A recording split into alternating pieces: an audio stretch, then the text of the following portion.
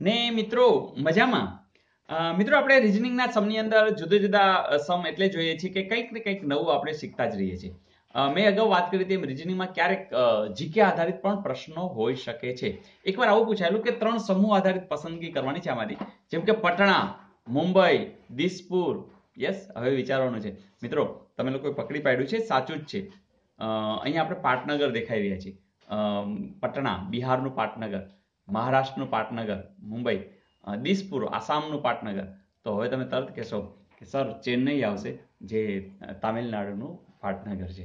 તો મિત્રો આવું કંઈક પણ તમારું જીકે પણ સરસ હોય, રિઝનિંગ તો સારું હવે થઈ જ ગયું છે, તો એનો બેનિફિટ પણ તમને જરૂરથી મળી જાય. જોઈએ નેક્સ્ટ. મિત્રો પ્રશ્ન આવો છે, જો તમે નવા છો તો ટ્રાય કરજો, બાકી જૂના છે તો તરત કહી દેશે કે રાજીવ એક ક્લાસમાં ઉપરથી 7મા ક્રમે અને નીચેથી 28મા ક્રમે છે, તો એ ક્લાસમાં કુલ સંખ્યા, મિત્રો આપણે ખબર છે કે ઉપરથી 7મા ક્રમે છે એનો કંઈ 6 જણા છે. આ રાજીવ પોતે એક 7મો, અને નીચેથી 28મા, એટલે એનો કંઈ અહીંયા 27 જણા હશે તો જ 28મો આવે.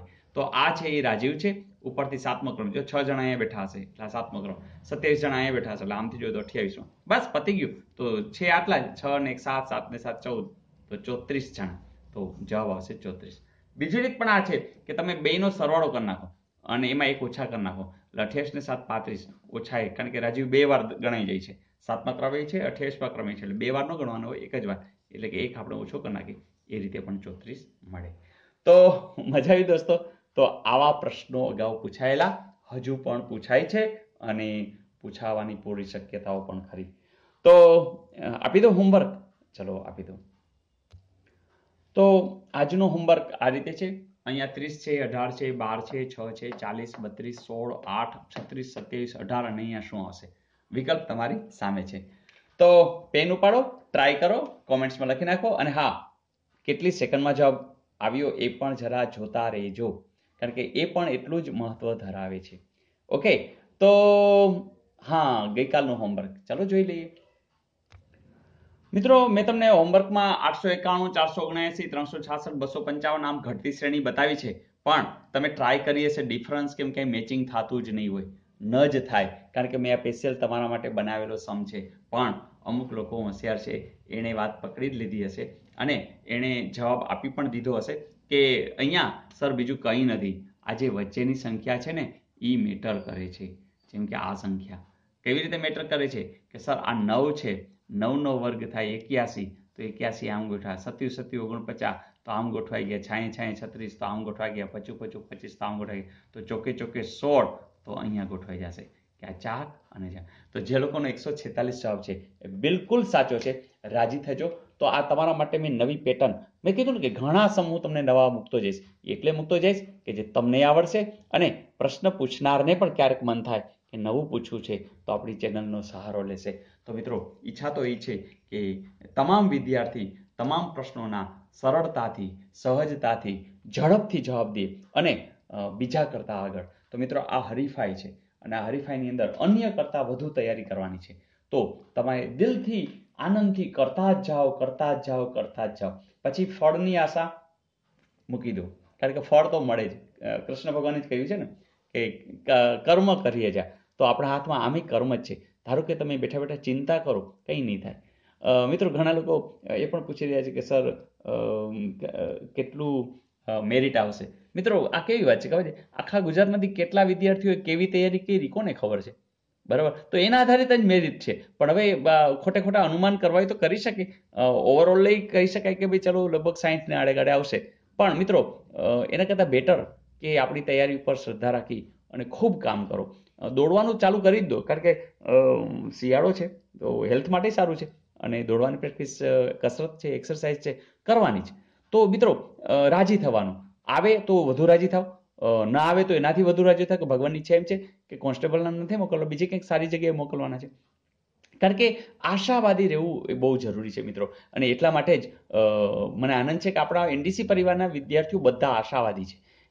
એ નિરાશાની વાતો નથી કરતા અને એટલે જ ઉર્જાવાન આપણું પરિવાર છે. અને તમે જુઓ કેટલા બધા કોમેન્ટ્સ દ્વારા પણ આપણી આ વાતને ઝીલી રહ્યા છે. મિત્રો, રાહુલભાઈ અકબરી કહી રહ્યા છે કે સરકારી નોકરી મળે કે ન મળે પણ મને મેથ્સ જરૂર આવડી જશે. Good teaching technique. તો મિત્રો બસ આ જ વાત છે કે મેથ્સ છે એ તમને કાયમ ઉપયોગી થશે. મેથ્સ અને રિઝનિંગ વાળી વ્યક્તિ કદાચ છેતરાય નહીં, કારણ કે બધું લોજિકલી વિચારતા થઈ જાય તો તમારા લાઈફની અંદર પણ ઘણો બધો ફાયદો થાય. તો એક સાથે અનેક ફાયદાઓ. તો એટલા માટે જ તમે બધા પ્રેમથી જોડાયેલા રહેજો અને બધાને જોડતા રહેજો.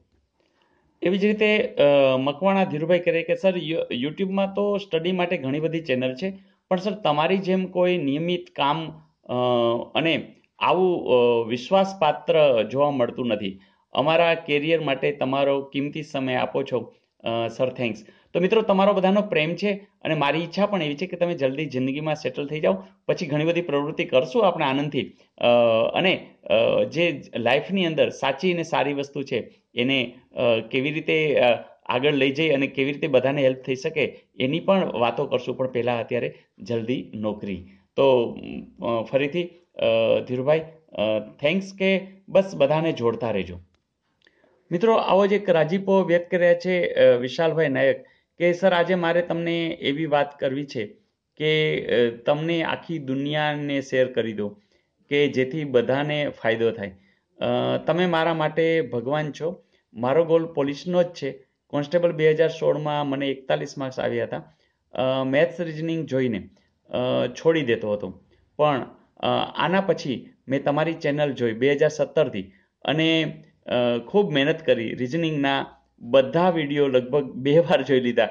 આજે તમને ખુશી થશે કે મને 72 માર્ક્સ છે રિઝનિંગના, અને 2 ઉતાવળમાં ખોટા પડી ગયા, બાકી ફૂલ માર્ક્સ છે. Thank you so much. PSI માટે મહેનત ચાલુ કરી દીધી છે. તો ખરેખર ખૂબ ખૂબ આનંદ થાય એવી વાત કે વિશાલભાઈ, ખરેખર તમે એક પ્રેરણાદાયી આ વાત કરી છે. બધા લોકોને ખાસ હું વિનંતી કરું છું કે તમે બીજી કંઈ ચિંતા કર્યા વિના બસ વિડીયો જોયા કરો અને શીખા જ કરો. તમારો ભાવ એ છે કે મારે શીખવું છે, બસ. કોઈ હરીફાઈ છે ને એવું બધું પછી વિચારો. પહેલાં તો કે મારે શીખી લેવું છે, તો મને લાગે છે તમને કોઈ રોકી નહીં શકે. તો વેરી ગુડ વિશાલભાઈ, જલ્દી તમને નોકરી મળી જાય, પીએસઆઈનું સપનું પણ પૂરું થાય અને જામનગર પણ આવો. બધા વિદ્યાર્થીઓ અમે અહીં જે બધા કામ કરી રહ્યા છે એમને પણ મળવા આવો અને બસ એનડીસી પરિવારમાં આ રીતે બધાને હેલ્પફુલ થતા રહો એવી શુભેચ્છાઓ. તો મિત્રો, આવા કેટલાય વિશાલભાઈ અને અન્ય લોકો કામ કરી અને આપણા એનડીસી પરિવારની અંદર એક શુભેચ્છા દ્વારા આપણને મેસેજ મોકલતા રહ્યા છે. હજુ પણ તમે લોકો પણ મેસેજ ચૂકી જતા હો તો જરૂરથી તમને થતા ફાયદાઓનો મેસેજ જરૂરથી મોકલજો, જેથી કરીને અન્ય વિદ્યાર્થીઓને પણ પ્રેરણા મળે.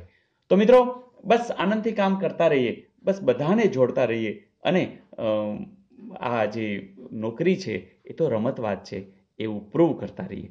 Wish you all the best. આવજો.